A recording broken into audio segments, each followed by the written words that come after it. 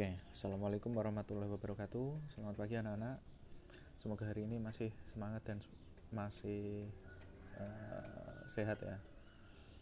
Oke, pada kesempatan kali ini Pak Andra akan menjelaskan tentang rambu-rambu lalu lintas. Jadi kita akan membahas tentang tanda-tanda yang sering kalian temukan di sepanjang jalan ketika berpergian, ketika sedang pergi ke suatu tempat. Kalian harus mengerti makna dan tanda-tanda yang ada di sepanjang jalan agar kalian tahu, nggak asal jalan dan tersesat di sepanjang jalan. Oke, untuk lebih jelasnya marilah kita pelajari beberapa materi berikut ini. Tapi sebelumnya marilah berdoa supaya ilmu yang Pak Andri berikan dapat bermanfaat. Oke, doa mulai. Kalau sudah, marilah kita sambung dengan melanjutkan ke slide berikutnya. Oke, pada kesempatan kali ini kita akan mengenal macam-macam rambu-rambu lalu lintas atau jenis rambu-rambu lalu lintas. Ada 5 jenis rambu-rambu lalu lintas yang biasa kalian temukan. Mungkin bentuknya itu sekilas mirip, tapi kita akan mencari tahu apa saja perbedaannya ya. Ya, mulai dari ini. Rambu-rambu yang pertama ada yang berwarna kuning, rambu-rambu peringatan. Jadi ketika kalian menemukan rambu-rambu dengan warna dasar kuning, nah ini artinya itu dia menandakan rambu-rambu peringatan. Terus ketika kalian menemukan rambu-rambu dengan tanda atau warna dasar hijau, itu artinya kalian menemukan rambu-rambu petunjuk. Sedangkan yang warna merah itu artinya larangan, dan warna biru perintah. Dan ada satu kategori lagi yang sebenarnya ini bisa alternatif, bisa warna putih atau warna dasarnya bisa warna putih atau warna kecoklatan atau semi kayak jeruk. Oke, untuk lebih jelasnya macam-macam rambu-rambu lalu lintas, kita akan melanjutkan ke slide berikut. Kita akan masuk ke Wikipedia.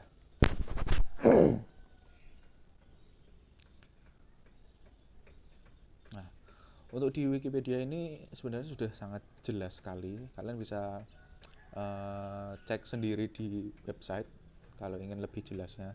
Ini Pak Andri bantu untuk menjelaskan. Jadi dari mulai jenisnya dulu. Itu tadi kita kan sudah mengenal 4 jenis ya. 5 jenis rambu-rambu lalu lintas. Tapi ada jenis yang lain. Yang pertama nih, menurut cara pemasangan. Jadi, nah ini menurut cara pemasangan ini sebenarnya ada 2 kategori. Yang pertama itu rambu-rambu tetap. Nah, jadi rambu perintah, rambu larangan, rambu petunjuk, dan yang satu lagi tadi rambu ya tadi 4 tadi itu ada rambu-rambu yang sifatnya itu tetap, jadi dipasang untuk jangka waktu yang lama. Sementara yang satu lagi, yang terakhir tadi, yang nomor 5 itu rambu yang sifatnya sementara. Selain jenisnya, nah ini ada fungsinya juga. Jadi sebentar, jenis tadi itu ada 2. Jadi ini ada menurut perlengkapan rambu. Jadi menurut pemasangannya itu sebagai berikut juga. Ada rambu konvensional atau rambu-rambu yang bentuknya itu masih bentuk fisik atau bentuk cetak lah. Kita biasa temukan di sepanjang jalan itu. Dia tidak bergerak atau tidak digital. Nah, kalau sekarang itu banyak yang bentuknya digital, itu yang nomor 2, bentuk elektronik. Jadi sudah dipasang dalam bentuk elektronik.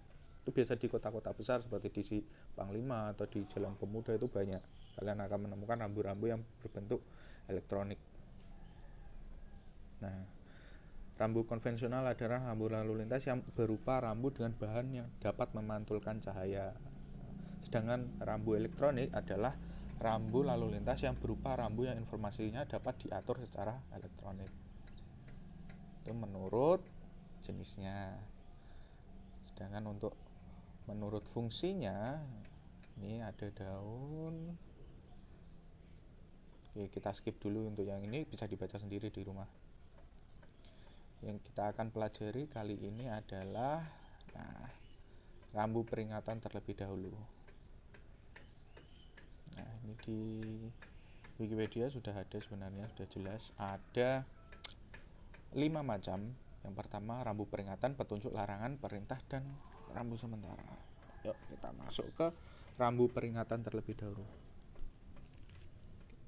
Jadi, rambu peringatan itu yang tadi warnanya kuning ya. Oke.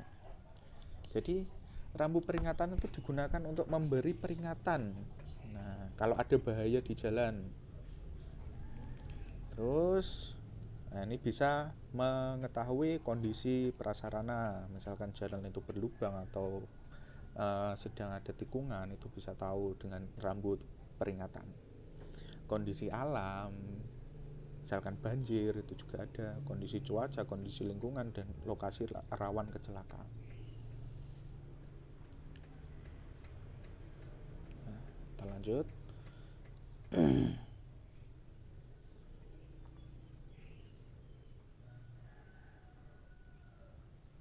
Nah, ini ciri-cirinya. Ciri-cirinya itu memiliki tadi warna dasar kuning. Ya, warna garis tepinya hitam dan warna lambangnya itu hitam di dalamnya itu ya. Dan warna huruf dan atau angkanya hitam. Ya, misalkan ada huruf dan angka yang menunjukkan yang ada di dalam rambu-rambu tersebut, biasanya itu berwarna hitam. Warna dasarnya kuning, tepiannya hitam. Sedangkan daftar rambunya itu sebagai berikut. Jadi ini rambu-rambu peringatan itu tentu dibagi menjadi beberapa macam. Yang pertama itu rambu peringatan yang kondisinya, misalkan ini kita berada di jalan yang lurus ya, di jalan yang datar, yang nggak ada tanjakannya ini jenisnya yang seperti itu. Misalkan kalian berjalan di jalanan yang datar, tiba-tiba ada tikungan ke kiri, tikungan ke kanan, tikungan ganda pertama ke kanan, ke kiri, tikungan tajam. Nah, itu sifatnya ada belok-belok. Jadi untuk belokan ini termasuk ada penyempitan jalan. Ada jembatan pun ditunjukkan di sini. Nah, ini yang jenis kedua di rambu-rambu peringatan, ada peringatan perubahan kondisi alignment vertikal. Jadi jalannya itu udah mulai menanjak vertikal, udah mulai naik. Tadi kan masih horizontal ya, masih mendatar. Nah, ini udah jalannya udah naik atau turun. Ada peringatan jalan landai, jalan menurun curam, jalan menanjak curam. Nah, terus selanjutnya ada petunjuk peringatan kondisi jalan berbahaya. Nah, ini peringatan juga nih. Kalau ada misalkan jalan licin, cekungan, ada ini polisi tidur, jalan bergelombang, lontaran kerikil, dan bagian tepi longsor. Nah, ini biasa kalian temukan di tempat-tempat yang berbahaya kondisinya. Lanjut. Nah, ini rambu peringatan pengaturan lalu lintas. Rambu peringatan, nah misalkan ada kalau orang Jawa biasa ngomong bangjo atau lampu abang hijau, lampu bang joning, bang hijau kuning. Kalau ada rambu-rambu peringatan sebelumnya itu biasanya di radius jarak 100 meter sebelumnya itu dipasangi rambu peringatan seperti ini terlebih dahulu, biar nggak kaget tiba-tiba kok ada lampu merah gitu kan, harus berhenti, nggak asal terabas. Nah, ini selanjutnya rambu peringatan persimpangan prioritas. Jadi kalau misalkan ada persimpangan, ada perempatan atau ada jalan yang menggok kemana, itu harus berhati-hati dan waspada di sini ya. Misalkan ada bundaran, persimpangan 3, penggabungan jalan, itu harus hati-hati di sini biar nggak saling tabrakan. Makanya diberikan rambu-rambu peringatan seperti ini terlebih dahulu biar nggak terjadi kecelakaan. Ini juga ada yang sifatnya peringatan konstruksi atau pemisah jalur lalu lintas. Jadi misalkan kalian menemukan jalan yang bercabang, nah kalian harus hati-hati di sini. Makanya diberikan rambu-rambu peringatan kalau ada portal pemisah. Lanjut, ada rambu peringatan lalu lintas kendaraan bermotor yang melaju menggunakan truk dan mengangkut kendaraan yang berat. Tidak semuanya kendaraan angkutan berat diperbolehkan lewat daerah seperti ini. Tapi kalau ini peringatan kalau jalan ini tuh dilewati oleh muatan yang berat. Jadi kalian harus berhati-hati.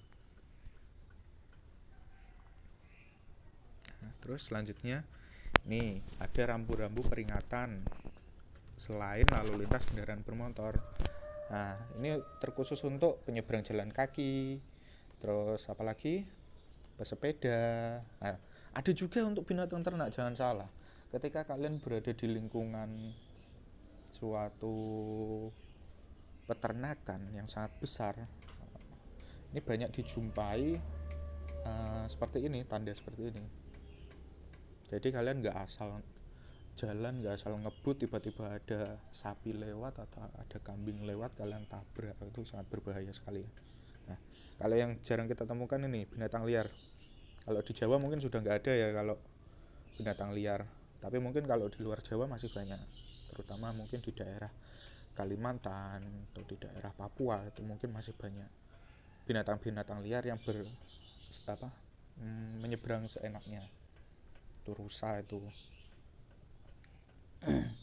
Ini ada rambu peringatan lainnya seperti hati-hati pekerjaan jalan. Nah, itu biasa ada pengaspalan. Terus ini batas tinggi ruang bebas.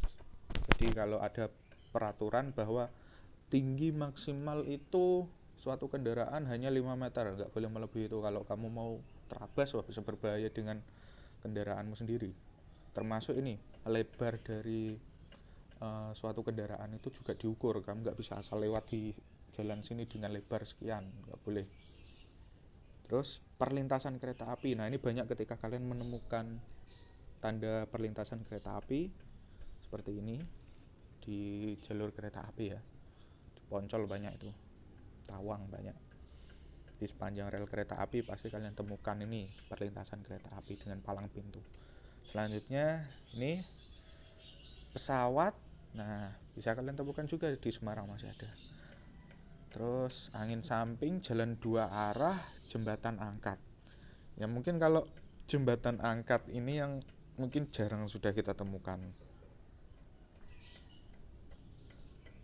Nah, selanjutnya rambu peringatan dengan kata-kata. Jadi nggak hanya sekedar bentuk suatu simbol, bisa dalam bentuk kata.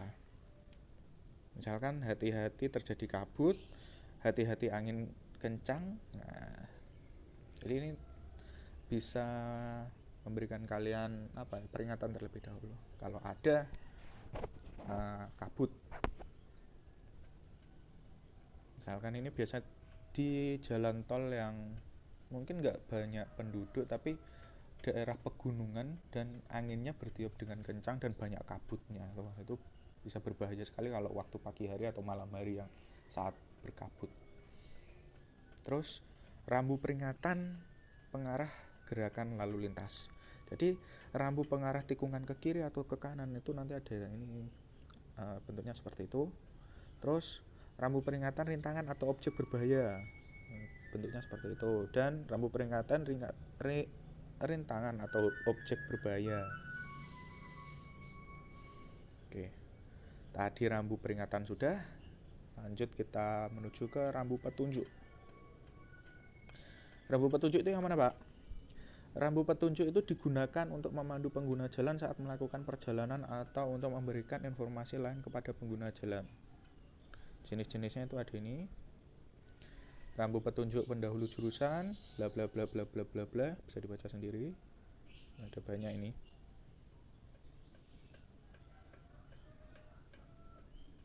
Kita langsung saja ke ciri-cirinya. ini ciri-ciri. Sebenarnya kalau untuk petunjuk itu ada banyak jenisnya nak. Warnanya pun bermacam-macam. Ada yang warna dasarnya hijau, ada yang warna dasarnya biru. Tergantung ini petunjuk jalannya mau kemana dan apa jenisnya. Oke. Untuk yang warna yang ini ya, untuk pendahulu jurusan itu apa toh Pak? Jalan tol. Nah, jalan tol itu bahasa Indonesianya pendahulu jurusan. Rambu petunjuk pendahulu jurusan itu memiliki dasar. Nah, kalau kalian menemukan di jalan-jalan tol, itu warna dasarnya itu hijau, garis tepi putih, dan warna lambang putih. Warna huruf dan angkanya putih. Sedangkan rambu petunjuk batas wilayah itu warna dasarnya biru, garis tepi putih. Ini batas wilayah ketika kalian misalkan berpergian dari kabupaten ini menuju ke kabupaten itu, atau dari kota A ke kota B. Nih, warna dasarnya biru. Terus papan nama jalan. Nah, jalan apa? Jalan Singosari.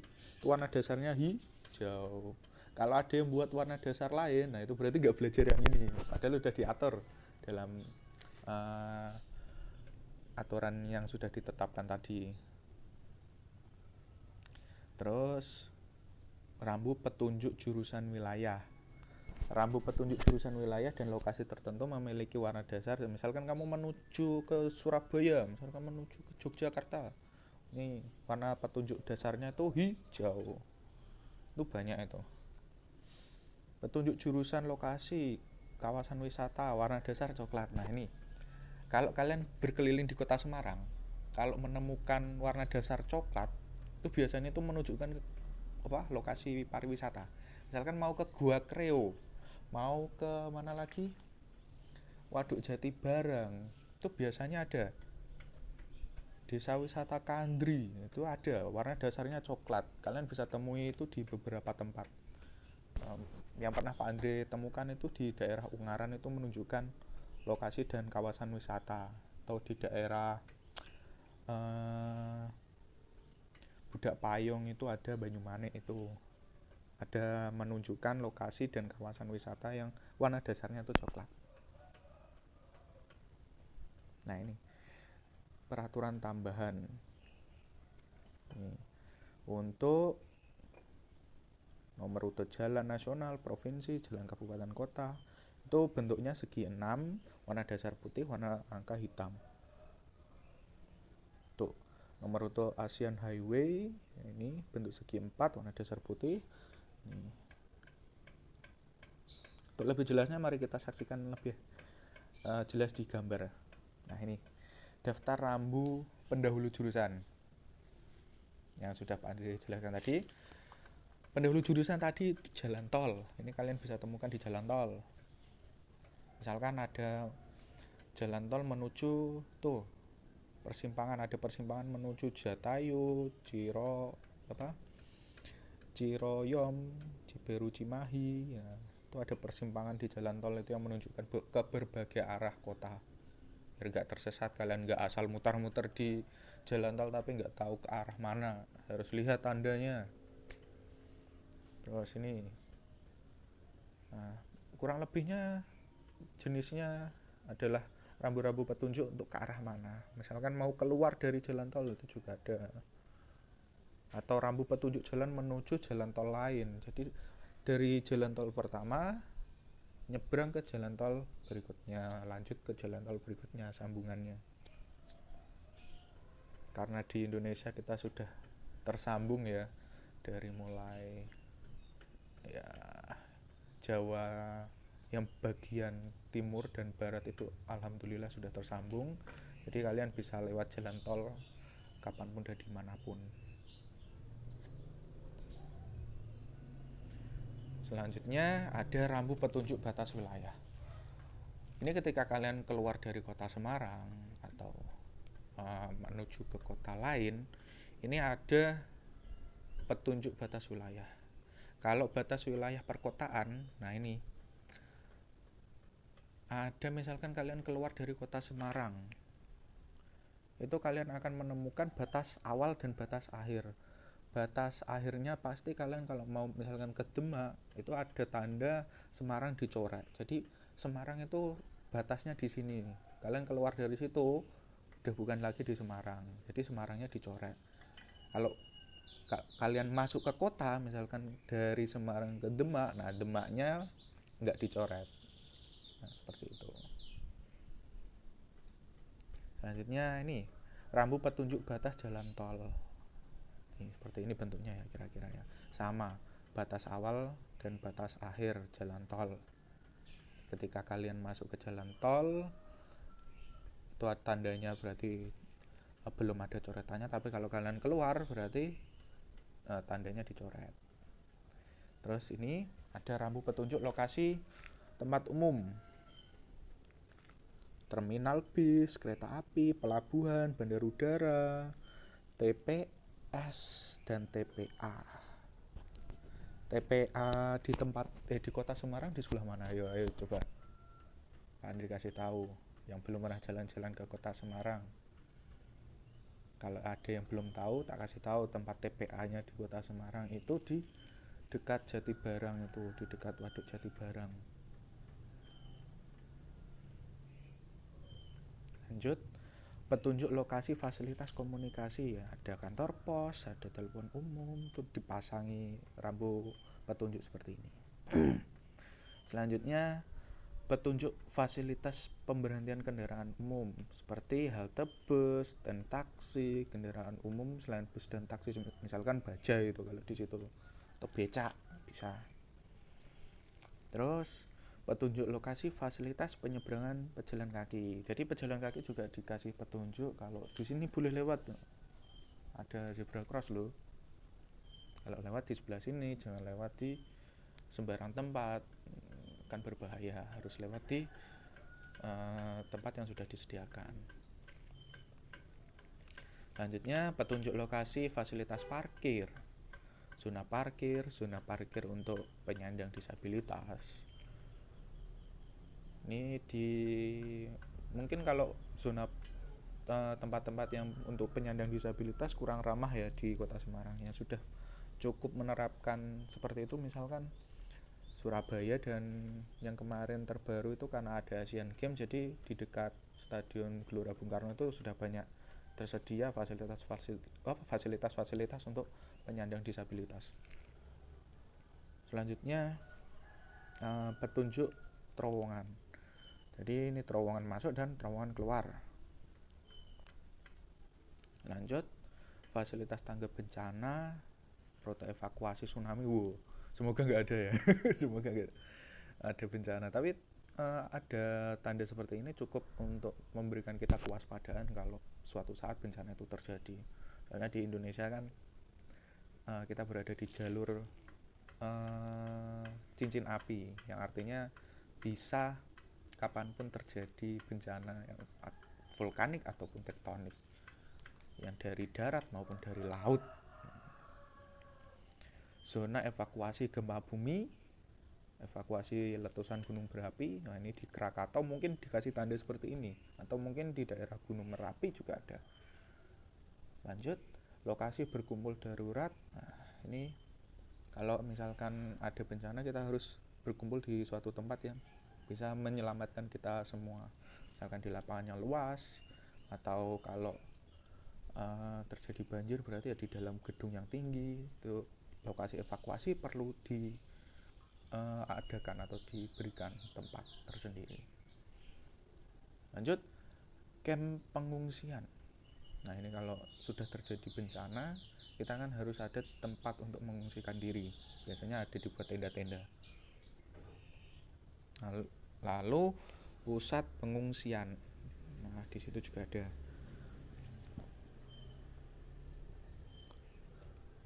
Berikutnya, rambu petunjuk lokasi fasilitas sosial. Misal ada masjid, gereja, wihara, dan pura.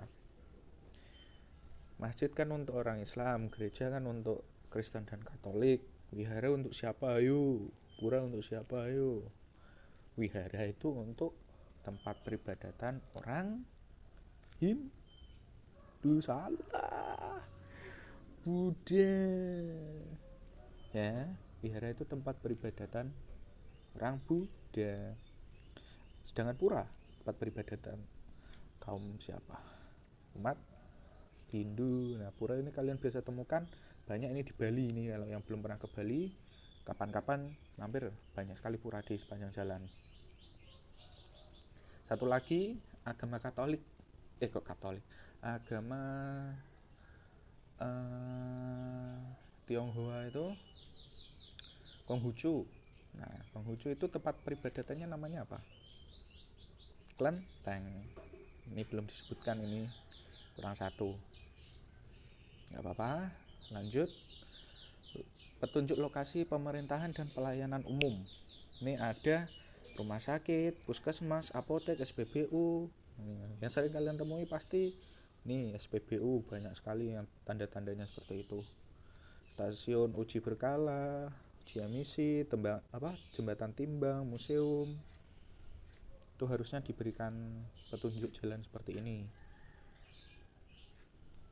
Selanjutnya, petunjuk lokasi perbelanjaan dan niaga. Ada pasar, restoran, kafe, penginapan, dan bengkel. Itu diberi tanda seperti ini. Jadi misalkan kalian punya kafe nih, atau punya restoran, nah bisa tuh pasang petunjuk lokasi perbelanjaan dan niaga. Boleh sekali. Tapi dengan izin dari kepolisian setempat, nggak asal pasang. Kalau itu bukan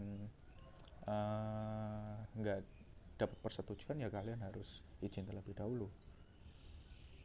Selanjutnya nih, petunjuk lokasi rekreasi dan kebudayaan. Ada taman, rute jelajah, kemah, dan lain sebagainya, villa, pantai. Lanjut, petunjuk lokasi sarana olahraga. Banyak sekali ya. Lokasi fasilitas pendidikan, sekolah, perpustakaan. Loh, sekolah kita kok nggak ada seperti ini, Pak? Sekolah terlalu banyak. Nanti kalau dipasang seperti itu nanti bingung. Nggak apa-apa. Ada yang mau dipasang, ada yang enggak. Nih, rambu petunjuk penggunaan jalan lintas. Nih, petunjuk satu arah buntu, putar balik, jalan khusus kendaraan bermotor. Nah, ini harus ada jelas ini biar nggak asal masuk gang tiba-tiba buntu, berbahaya. Lanjut, rambu petunjuk dengan kata-kata. Nah, tadi ini jenisnya ya. Bentuk nomor rute nasional, provinsi, kabupaten. Jalan nasional itu warna merah, provinsi itu warna biru, kabupaten itu warna hitam. Oke, rambu petunjuk sudah. Masih ada 1, 2, 3 lagi. Tenang saja, masih banyak. Oke, selanjutnya rambu larangan. Larangan itu identik dengan warna merah. Nah, rambu larangan itu digunakan untuk menyatakan perbuatan yang dilarang dilakukan oleh pengguna jalan. Dilarang apa saja? Larangan berjalan terus, larangan masuk, larangan parkir, dan lain sebagainya. Ini jenis-jenisnya. Nih, cirinya dulu ya. Ciri-ciri warna dasarnya putih, warna garis tepi merah, lambang warna hitam.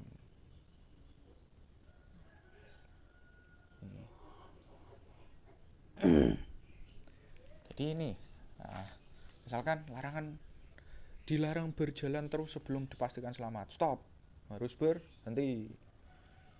Terus, beri jalan bagi kendaraan lajur yang diberi prioritas. Gerbang tol. Terus, dilarang berjalan sebelum dipastikan selamat.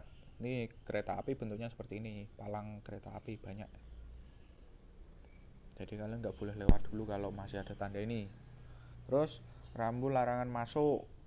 Dilarang masuk bagi kendaraan bermotor. Terus, larangan masuk bagi kendaraan bermotor yang tidak bermotor dan tidak bermotor.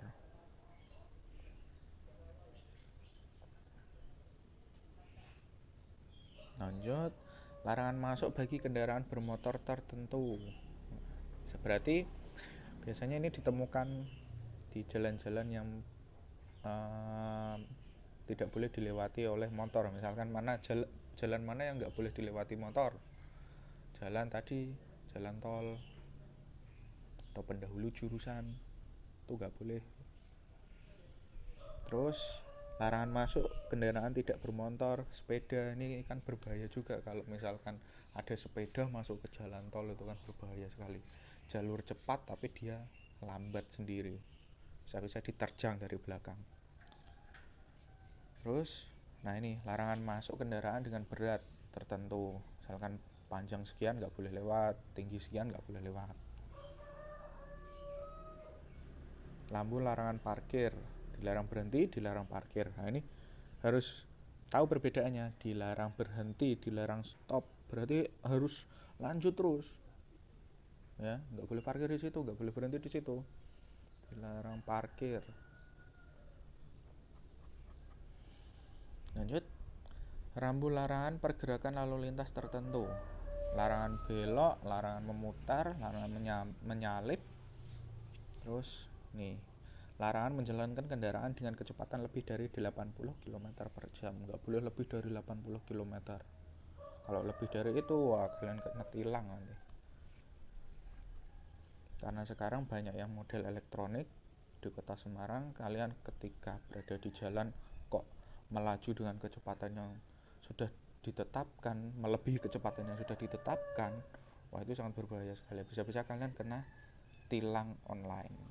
Nah, jadi akan ada surat tilang yang dikirimkan ke rumahmu tiba-tiba karena melanggar tadi kecepatan yang sudah ditentukan. Terus larangan mendekati kendaraan dengan jarak kurang atau sama dengan 25 meter. Jadi nggak boleh tuh kalau kalian berada di kendaraan, misalkan di dalam sebuah kendaraan, terus melaju di belakangnya mobil berdempet-dempetan dengan kecepatan yang sangat tinggi. Wah, itu sangat berbahaya. Ketika depan ngerem mendadak dan kalian nggak siap, bisa terjadi benturan dari belakang. Nih, rambu larangan dengan kata-kata, dilarang mendahului dari sebelah kiri atau sebelah kanan. Kalau ini kan lebih jelas sifatnya verbal ya, nggak cuma sekedar simbol atau dengan kata-kata. Batas akhir larangan. Nah berarti ini batas akhirnya di sini. Kalau kalian biasanya menemukan jalan ya, tadi kan batas awalnya pasti ditandai seperti itu, nggak boleh berhenti, nggak boleh tikang-tikung, jarak kecepatan hanya boleh 80 km per jam. Nah ini batas akhirnya. Berarti setelah itu kalian boleh misalnya lebih dari 80 km per jam ngebut. Nah, ya nggak diatur lagi karena mungkin kepadatan penduduknya sudah lebih sedikit, jalannya udah masuk ke jalan tol misalkan, jadi lebih aman untuk melaju dengan kecepatan sekian. Nih batas akhir semua larangan, jadi cukup diberi tanda atau simbol seperti ini saja cukup sebenarnya. Lanjut, yang keempat, rambu perintah. Rambu perintah digunakan untuk menyatakan perintah yang wajib dilakukan oleh pengguna jalan. Perintah apa saja? Nih, untuk lebih jelasnya kita lanjut ke gambar aja. Nah, nih ciri-cirinya perintah. Nih, rambu perintah memiliki warna dasar biru, garis tepi putih, lambang putih, huruf atau angka putih, warna kata-kata putih. Nih, rambu perintah mematuhi arah yang ditunjukkan. Rambu perintah mematuhi arah yang ditunjukkan. Nah, bedanya apa dengan yang tadi Pak? Ya, ini anjuran atau perintah lebih baik ke arah kiri, wajib ini, nggak bisa dilanggar, wajib membelok ke kiri. Tadi kan hanya sekedar peringatan ya, kalau ini harus dilaksanakan, kalau enggak kalian bisa kena sanksi ini. Misalkan ada jalan searah tapi kok kalian enggak malah putar balik, itu sangat berbahaya kan, karena jalannya kan hanya searah. Kalian putar balik artinya kalian melawan arah dari para pengendara yang lain, itu sangat berbahaya. Nih wajib mengitari bundaran. Rambu perintah memilih salah satu arah yang ditunjuk. Ini perintah untuk hanya memilih salah satu. Wajib lurus atau belok kanan. Kalau kalian mau ke kiri, wah itu nggak boleh, tugang. Rambu perintah memasuki bagian jalan tertentu. Nah, seperti ini.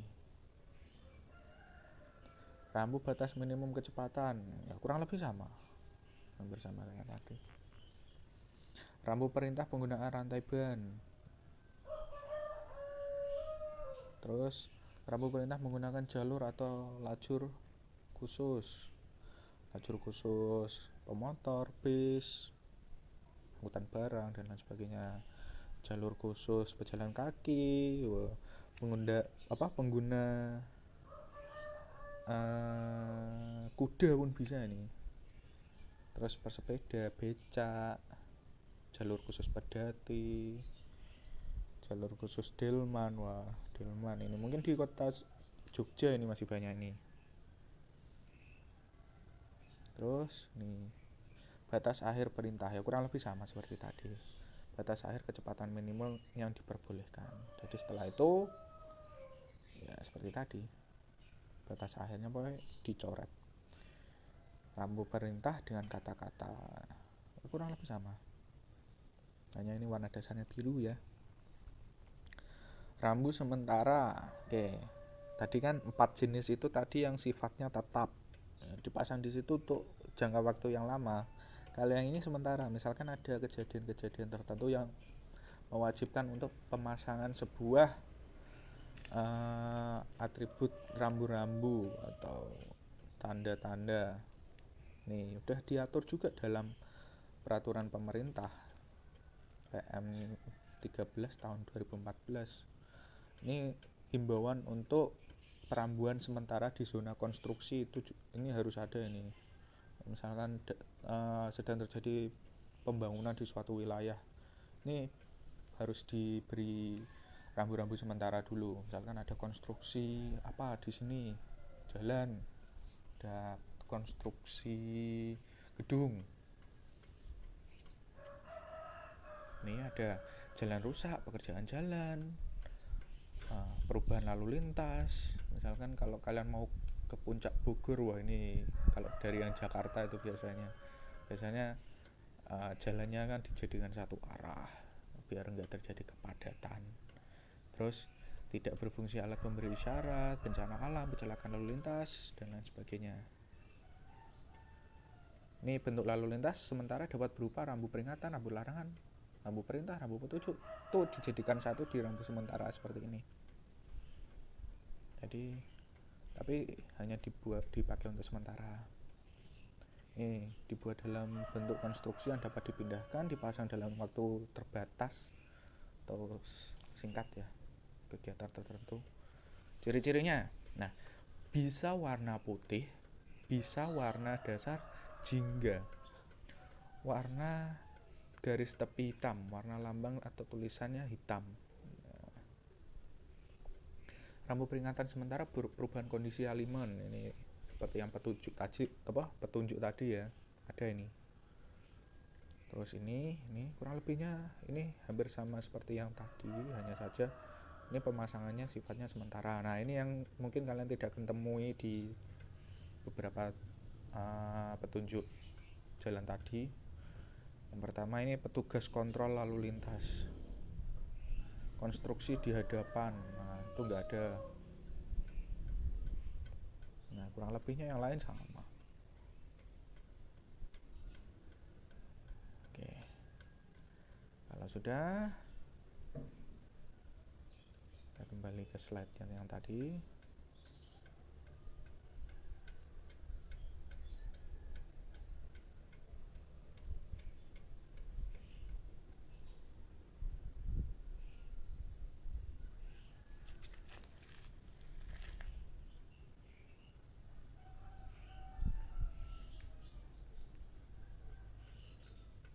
Oke, kurang lebihnya Pak Andri minta maaf kalau ada kesalahan. Kalau ingin lebih jelasnya tadi bisa cek sendiri di Google atau Wikipedia dengan ketik saja di mesin pencarinya rambu-rambu lalu lintas. Untuk lebih jelasnya mau cari gambarnya sendiri bisa lewat situ, nggak usah di videonya Pak Andre juga nggak apa-apa. Pak Andre hanya ikut menjelaskan apa saja tuh tadi tanda-tandanya. Oke, sekian dari Pak Andre. Nggak ada tugas, ini hanya untuk materi saja. Nanti kalian bisa kerjakan buku tema sendiri. Jadi buku tematiknya itu bisa kalian kerjakan mandiri tanpa harus diberikan tugas dari Pak Andre untuk melatih kemandirian kalian, karena sewaktu-waktu Pak Andre akan minta dikumpulkan ya. Jadi materi-materi yang sudah lalu itu dipelajari untuk bisa mengerjakan di buku paket itu. Oke, sekian dari Pak Andre. Kalau ada salah kata mohon maaf. Wabillahi taufiq wal hidayah. Wassalamualaikum warahmatullahi wabarakatuh.